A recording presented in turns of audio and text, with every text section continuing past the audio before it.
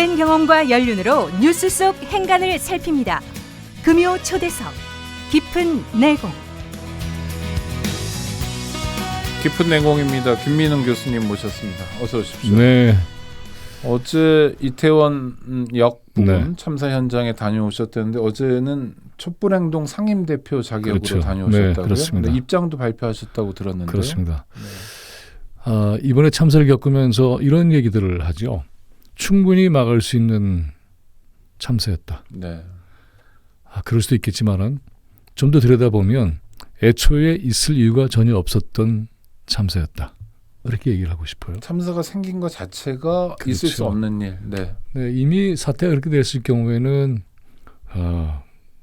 뒤늦은 것이었죠. 네. 네. 시스템 전체가 망가진 상태에서 상상하지 못하는 그런 엄청난 많은 수많은 젊은이들의 생명이 희생된 거죠. 이태원역은 매우 특별한 의미를 가지고 있는데 윤석열 정부가 국가 애도 주간을 선포를 했죠. 네. 애초에는 내일까지죠. 그래서 국가가 여기에 대한 막중한 책임을 지고 애도의 모든 시스템을 마련하고자 하는 것인가라고 생각을 해서 국민들이 받아들였는데 지나고 보니까 애도 자체를 관제화해서 다른 일체의 질문을 봉쇄해버리는 강요된 애도 시스템을 만든 그런 것을 발견하게 된 거죠. 네. 그리고 이제 참사도 사고로 그리고 이제 희생도 사망으로 이렇게 해서 사태의 진상에 대한 어떤 절박감, 실체, 현실성을 느끼지 못하도록 만드는 이런 것 자체에도 문제가 있을 뿐만이 아니라 국가가 관리하는 이러한 애도 시스템이라고 하는 것이 진상에 접근하는 질문 자체를 애도를 또 비극을 정치화한다 이렇게 윽박질러서 막아버리는 이런 것들을 국민들이 지금 경험을 했어요. 그래서 이태원역의 1번 출구는 바로 그러한 국가가 강요하고 관제화시킨 애도 시스템을 거부하고 시민들 스스로가 만들어낸 추모 공간이에요. 네.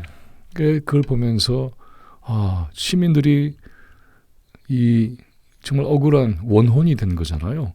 이 죽음의 그 비통함을 끌어안고 이곳을 성역으로 만들었구나. 이런 생각을 하게 됐어요.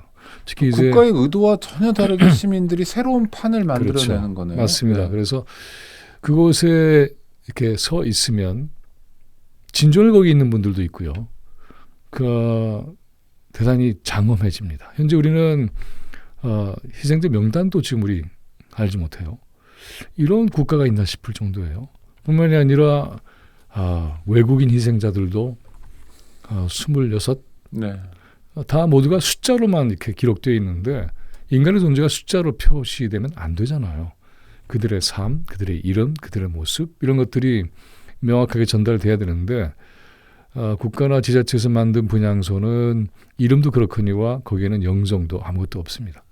이런 형태로 해서 위령을 할 수 있을까? 이런 것에 대한 근본적인 문제가 제기되고 있는 것이죠. 그래서 여기에 대한 시민사회가 분격을 하는 거죠. 애초에는 충격, 이게 도대체 뭐지? 그리고 깊은 슬픔. 그러다가 이제 진상에 대한 질문을 하면서 분노하기 시작했죠. 아마 수요일을 고비로 해서 그러니까 우리 국민들의 이 현 정부에 대한 격분이 상당히 높아지고 있는 것 같아요. 감추고 책임 전가하고 회피하고 그래서 진상을 모르게 만들고 그래서 이 책임이 오리무중하게 이렇게 되는 거죠. 이렇잖아요. 개인적인 차원에서 누군가가 까닭을 알지 못한 상태에서 죽음을 맞이하게 되면 그 부모님들은 이런 질문을 하게 돼요. 금쪽 같은 내 새끼 도대체 누구 때문에 죽게 된 거야? 왜냐고 물어보는 건 너무 자연스러운 너무 당연한 질문이죠. 것이죠. 네. 당연히 왜? 네. 그래서 오늘도 보면은 유가족들이 대통령이 보낸 화환도 완전히 부셔버리고 그리고 항의를 하다가 경찰한테 끌려간 그런 사건도 경찰이 끌어갑니까? 그렇죠. 네, 사건도 네. 있었죠. 그러니까 이런 걸 보면 그리고 이제 이 명단이 나오면 그 다음에는 이것이 유가족 회의를 만들겠죠. 그래서 이런 유가족 회의를 만들게 되면은 세월호처럼 바로 유가족이 정치사회적인 발언을 할 수 있게 됩니다. 네네. 그리고 자신들이 무엇을 궁금해하는가 무엇을 물어야 하는가, 어떤 것에 대해서 진상을 밝히고자 하는가, 누가 그리고 가장 중요한 것은 책임이 있는가, 이런 질문을 하게 되겠죠. 그런데 지금 저희들이 이미 다 이제 알게 된 거지만은 그런 상태가 벌어졌음에도 불구하고 당국은 사찰을 해서 사찰 문건을 가지고 네. 동향을 분석하고 그렇게 했다는 것이 드러났죠. 그러니까 이런 걸 보면은 도대체 이 정권 정부가 국민의 안전에 과연 관심이 있는 건지에 대해서 근본적인 질문이 던져졌고, 현장에서도 이제 이런 문제가 제기되지 않았습니까? 마약과의 전쟁이라고 하는 것이 보다 높은 비중을 차지했고, 이렇게 해서 애초에 안전관리에 대해서는 별로 신경을 쓰지 않았던 이런 상황이 드러나게 된 거죠. 네. 네. 행안부 장관 이상민 네. 씨죠. 이상민 행안부 장관이 참사 상황에 대해서 뭐 경찰을 투입했어도 네. 달라지지 않았고, 그 전에 전 이 표현이 좀 주목이 되는데, 서울 시내 여러 곳곳에서 소요와 시위로. 그렇죠. 이 네. 소요라는 게요. 어디서 일어났죠? 기가 막힌 얘기죠. 그날 집회 참석하셨죠. 그렇죠. 네. 어디서 무슨 경찰하고 충돌이 있었습니까? 전혀 그런 것이 없었죠. 대통령 집무실이 있는 용산까지 행진을 했고 8시 20분에 공식 모든 것이 종료가 됐습니다. 네. 사건이 10시 이후였죠. 네. 사건 현장과의 거리는 도보로 30분, 차량으로 10분 정도밖에 안 걸리는 거리예요. 근데 이런 상태에서 경찰력의 어떤 이 분산 때문에 이런 것을 제대로 해결하지 못했다. 이건 말이 안 되는 것이고요. 또 어떤 신문을 보면은 집회를 윤석열 퇴진을 요구하는 집회를 막느라고 이런 표현도 있었는데 네. 뭐 쳐들어갔어요? 뭘 막아요? 아까는 이 시민들의 행진을 맨 잘 마지막 지켜주면 8시 20분에 행진했던 그렇죠. 시민이 대략 몇 분쯤 계셨어요? 그것까지는 잘 모르겠는데 그날에 집계를 했던 분들이 한 7, 8만 명 돼요. 네네. 그리고 이 자원봉사자들이 이 대여를 아주 잘 갖추어서 이때까지 한 번도 그런 어떤 사고도 없었던 물리적 것이죠. 충돌이 없었던 전혀 거 아닙니까? 없었던 네네. 거죠. 그래서 그렇게 해서 안정적으로 관리가 됐고, 그리고 평화롭게 모든 행사가 종료됐습니다. 그런데 뭘 막아요? 그러니까 이런 것들도 보면 도대체가 이 정권이 시민들의 당연한 권리나 주장에 대해서 어떤 태도를 가지고 있는가를 알 수가 있는 것이고. 어제 저희가 네. 황운하 의원 경찰관 네. 출신이죠. 35년 동안 경찰관으로 근무했다는데, 들어보니까 서울에 80개 기동대가 있는데 네. 그중에 1개 기동대만 왔어도 인원이 80명 정도래요. 이태원 같은 상황은 완벽하게 통제하고 안전하게 관리할 수 있었다는 거예요. 네. 그런데 1개 기동대를 보내는 건 서울경찰청 입장에서는 일도 아니었다는 거죠. 그렇죠. 서초에도 있었고. 네, 그런데 네. 안 보냈다는 거예요. 이해할 수 없는 일이죠. 뿐만이 그런데 아니라 왜 소요와 네. 시위 탓을 하죠? 장관은? 그러니까 소요라는 말을 쓰면은 마치 뭐 대단히 어떤 이 경찰 병력이 옛날처럼 무슨 화염병이 왔다 필요한 갔다 하거나. 네. 그런 상황 때문에 거기에 집중할 수밖에 없다. 이런 식의 변명을 만든 거죠. 아니, 그런 국민을 상황이 전혀 속이는 없었잖아요. 어디서도. 그렇죠. 국민을 속이는 거죠. 국민을 속인다. 네. 그리고 이제 경찰 병력 얘기를 많이 하는데, 마약 전쟁은 정복 경찰이 하는 게 아니고 사복 경찰이 하는 것이죠. 네. 그리고 그날에 137명 가운데 50명 넘는 마약 수사관이 거기에 현장에 있었는데, 이 수사관이 안전관리를 한 사람들은 아니에요. 더 큰 문제는 이태원 그렇게 넓지 않잖아요. 그리고 현장은 좁은 골목이잖아요. 네. 그리고 거기는 이제 비탈길이 경사가 지어 있는 것이고, 이건 상수입니다. 그렇기 때문에 많은 인파가 몰리면 그러면은 사고 위험이 충분히 예견될 수 있는 구조가 있는 것이죠. 그러면은 그 구조는 예견되어 있는 상수이기 때문에 거기에 일정하게 안전관리를 할 수 있는 시스템을 많은 인원이 필요하지도 않아요. 그것을 구조화시키는 거죠. 여기는 일방통행하십시오. 여기는 들어가지 못합니다. 네. 이렇게 되는데, 생각을 해보면 이건 너무나 분명한 것인데요. 어떤 사람이 그렇게 사람들이 밀집한 곳에 숨도 못 쉬는 곳에 일부러 걸어 들어가서 거기에 끼겠습니까? 그런 거 아니죠. 그럼요. 밀려서 들어간 거죠. 네네. 밀려서 들어갔다는 얘기는 뭐냐면 그보다 큰 인파가 운집한 곳에 대한 종합적이고 전체적인 관리가 안 됐다는 거죠. 그 안 된 결과를 이분들이 덮어쓴 거죠. 네네. 그러니까 지난 토요일 밤에 이태원에서는, 적어도 이태원에서는 국가가 없었던 거잖아요. 그렇죠. 네. 근데 질문은, 아니 당연히 작년에도 있었고 재작년에도 그렇습니다. 있었고 네. 내내 있었던 국가가 코로나 이전에도 그랬고요. 왜 이번 토요일 밤에는 국가가 그곳에 없었는지 또 그 참사를 알게 된 시간 같은 게 슬슬 나오잖아요. 누구한테 그렇죠. 언제 네네. 보고됐느냐 이런 거 보면 황당하더라고요. 책임자들도 그렇죠. 굉장히 늦게 알고요. 국민들보다. 시스템 전체가 망가진 거죠. 뭐냐 하면 현재 나오는 여러 가지 요인들이 있잖아요. 네네. 그러니까는 인파가 어느 시기에 집중됐다라든가 경찰력이 부족했다라든가 또는 그 시간에 이제 경찰력 자체의 배치 현황이 이렇다 저렇다는 얘기도 있고 근데 이 모든 게 다 사실은 원인이죠. 네. 복합해서 연쇄작용을 일으키는 거 아니겠습니까? 예, 예. 그러면 국가는 어떻게 되어 있느냐 하면 이 전체의 여러 가지 요인을 종합해서 시스템으로 대응할 수 있는 그런 기능과 그런 임무가 맡겨진 게 바로 정부와 국가죠. 그렇잖아요. 네. 왜냐하면 현장에 있는 사람은 자기 주변밖에 모르잖아요. 그런데 전체를 조명해서 자기가 지금 어떤 위치에 있고 어떤 상황이 있고 앞과 뒤와 전후좌우에는 어떤 상황이 벌어지고 있는지는 시스템 속에서만 파악할 수 있어요. 그런데 그런 게 전혀 없었던 것이죠. 아니, 이렇게 그러니까 되니까. 그 이유가 뭐냐는 거예요. 뭐 단 한 명의 이건 너무나 예를 들어- 분명한 것이죠. 네. 이미 그런 것이 있었던 청와대 사라졌잖아요. 그렇죠? 청와대 뭐 상황 과거에 아주 오랫동안에 시스템이요. 만들었던 그래서 전체의 뭐 교통부터 시작을 해서 인파의 움직임 또 그다음에 뭐 지하철에서 움직이는 그런 이것들 이 인파의 흐름이라든가 이런 전체 또 경찰력 이런 것을 종합적으로 판단할 수 있는 이 판단 상황 시스템이 되어 있는 이게 없으면 이 상황에 대한 정확한 판단 내리기는 어려워요. 그런데 서울시도 그렇잖아요. 서울시도 네. 박원시장 생전 당시에 바로 시장실에 바로 그렇게 종합적인 판단을 할 수 있는 디지털 상황실이 존재했었는데 그것도 없애버렸죠. 네. 그러니까는 우리도 개인적으로 보면은 하나의 사건에 대해서 디지털 정보를 통해서 상황을 전체를 파악하기 위해서 굉장히 애를 쓰잖아요. 근데 그러한 기능과 임무와 권한을 가지고 있는 시스템이 국가죠.